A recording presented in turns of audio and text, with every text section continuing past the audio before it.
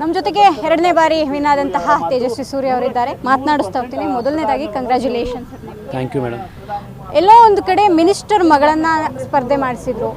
ಈ ಬಾರಿ ಕಡಿಮೆ ಲೀಡು ಅಥವಾ ಒಂದು ಕಠಿಣ ಸ್ಪರ್ಧೆ ಆಗುತ್ತೆ ಅನ್ನುವಂಥದ್ದಿತ್ತು. ಆದರೆ 1 ಲಕ್ಷಕ್ಕೂ ಅಧಿಕ ಮತಗಳ ಅಂತರದಿಂದ ತಾವು ವಿನ್ ಆದರು. ಮೇಡಮ್, ಫಸ್ಟ್ ಆಫ್ ಆಲು ಅಂತರ ಕರೆಕ್ಟ್ ಮಾಡ್ಕೊಳ್ಳಿ. 2,78,000 ಕ್ಷೇತ್ರದ ಜನ ಕಾಂಗ್ರೆಸ್ನ ಸುಳ್ಳು ಆರೋಪಗಳು, ಕಾಂಗ್ರೆಸ್ನ ಪ್ರಾಪಗಾಂಡ, ಕಾಂಗ್ರೆಸ್ ಹಂಚಿದಂಥ ಕೋಟಿ ಕೋಟಿ ದುಡ್ಡು ಇದು ಯಾವುದಕ್ಕೂ ಕಿವಿಗೊಡದೆ ಬೆಂಗಳೂರು ದಕ್ಷಿಣದ ದೇಶಪ್ರೇಮಿ ಜನ ನರೇಂದ್ರ ಮೋದಿಯವರ ನಾಯಕತ್ವವನ್ನು, ಭಾರತೀಯ ಜನತಾ ಪಾರ್ಟಿಯನ್ನು ಮತ್ತೆ ಒಪ್ಪಿದ್ದಾರೆ. ತೇಜಸ್ವಿ ಸೂರ್ಯನೇ ನಮ್ಮ ಧ್ವನಿಯಾಗಿ ಸಂಸತ್ನಲ್ಲಿರಬೇಕು ಅಂತ ಪೂರ್ಣ ಆಶೀರ್ವಾದ ಮಾಡಿದ್ದಾರೆ. ನಾನು ಕ್ಷೇತ್ರದ ಜನಕ್ಕೆ ಅತ್ಯಂತ ಗೌರವದಿಂದ ನಮಸ್ಕಾರವನ್ನು ಮಾಡ್ತಿದ್ದೀನಿ. ಒಂದು ಕಡೆ ನಿಮ್ಮನ್ನು ಸೋಲಿಸೋದಕ್ಕೆ CM, DCM, ಹೈಕಮಾಂಡ್ ಮಟ್ಟದಂತಹ ಪ್ರಿಯಾಂಕಾ ಗಾಂಧಿ ಎಲ್ಲರೂ ಕೂಡ ಬಂದು ಪ್ರಚಾರವನ್ನು ಮಾಡಿದರು. ಎಲ್ಲೋ ಒಂದು ಕಡೆ ಗ್ಯಾರಂಟಿಗಳು ಅವರ ಕೈ ಹಿಡಿಲಿಲ್ಲ ಅನ್ನುವಂಥದ್ದು. ಅವರು ಬಂದು ಪ್ರಚಾರ ಮಾಡಿದ್ದು ಕೂಡ ಜನರಿಗೆ ಒಂದು ರೀತಿಯಾಗಿ ಅಂದರೆ ತೇಜಸ್ವಿ ಸೂರ್ಯ ಅವರೇ ಇರಬೇಕು ಅನ್ನುವಂತಹ ನಿರ್ಧಾರಕ್ಕೆ ಅಲ್ಲಿನ ಜನ ಬಂದಂಗಿತ್ತು ಅನ್ನುವಂಥದ್ದು.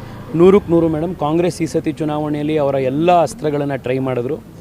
ಆದರೂ ಕೂಡ ಮೋದಿಯವರ 10 ವರ್ಷದ ಸಾಧನೆ, ಕಳೆದ 5 ವರ್ಷದಲ್ಲಿ ನಾನು ಪ್ರಾಮಾಣಿಕವಾಗಿ ಕ್ಷೇತ್ರದ ಜನರಿಗೆ ಮಾಡಿರುವಂತಹ ಸೇವೆ, ಇದೆರಡನ್ನೂ ಕೂಡ ಜನ ಗಮನಿಸಿ ಬಹಳ ದೊಡ್ಡ ಬಹುಮತದಿಂದ ಆಯ್ಕೆ ಮಾಡಿದ್ದಾರೆ. ಹೊಸ ಶಕ್ತಿ ಸಿಕ್ಕಿದೆ.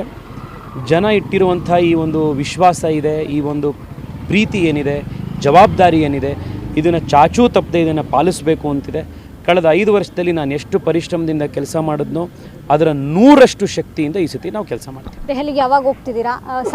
ಸಭೆಯಲ್ಲಿ ಚರ್ಚೆ ಆಗುವಂತಹ ವಿಚಾರಗಳು ಏನಿರುತ್ತೆ? ಅಭಿನಂದನೆ. ನಾಳೆ ಎಲ್ಲ NDA ಸಂಸದರಿಗೆ ಡೆಲ್ಲಿಗೆ ನಾಳೆ ಬರಬೇಕು ಅಂತ ಪಾರ್ಟಿಯಿಂದ ಸೂಚನೆ ಬಂದಿದೆ. ನಾಳೆ ಎಲ್ಲರೂ ಡೆಲ್ಲಿಗೆ ಹೋಗ್ತಿದ್ದೀವಿ. ಇದು ಒಂದು ಹೈಪೋಥೆಟಿಕಲ್ ಕ್ವಶನ್ ಆಗಿದ್ರೂ ಕೂಡ ಕೇಳುವಂತಹದ್ದು ನಿಮಗೆ ಅರ್ಹತೆ ಇದೆ ಅನ್ನುವಂಥದ್ದು. 2ನೇ ಬಾರಿ ಸಂಸದರಾಗಿರೋದ್ರಿಂದ ಸಚಿವ ಸ್ಥಾನ ಆ ಒಂದು ದರ್ಜೆಯಲ್ಲಿ ತಾವು ಇರಬೇಕು ಅನ್ನುವಂತಹದ್ದು ಆ ರೀತಿಯಾದಂಥ ಚರ್ಚೆ ಏನಾದರೂ ಇದೆಯಾ ಅಥವಾ ತಮಗೇನಾದರೂ ಅನಿಸಿದೆಯಾ? ಮೇಡಮ್, ನಾನು ಬಂದಿರುವಂಥದ್ದು BJPಗೆ ಕಾರ್ಯಕರ್ತನಾಗಿ ಕೊಡಬೇಕು ಅಂತ, ಏನೋ ಇಸ್ಕೊಳ್ಬೇಕು ತೊಗೊಳ್ಬೇಕು ಅಂತ ಬಂದಿರೋ ಅಜೆಂಡಾಯಿಂದಲ್ಲ.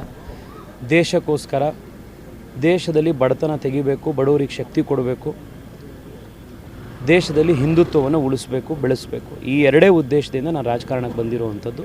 ಇದೇ ನನಗೆ ಮೋಟಿವೇಶನ್ನು. ಈ ಕೆಲಸ ಮಾಡಬೇಕು ಅಂತ BJPಗೆ ಬಂದಿದ್ದೀನಿ. ಇದು ಬಿಟ್ಟರೆ ನನಗೆ ಬೇರೆ ಫೋಕಸ್ ಇಲ್ಲ.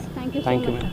ಇದಿಷ್ಟು ತೇಜಸ್ವಿ ಸೂರ್ಯ ಅವರ ಮಾತು. ಕ್ಯಾಮ್ರಾಮನ್ ಸಾಯಿ ಪವನ್ ಜೊತೆ ದೀಪಕ್ ಕೂಡ, ಪವರ್ TV ಬೆಂಗಳೂರು.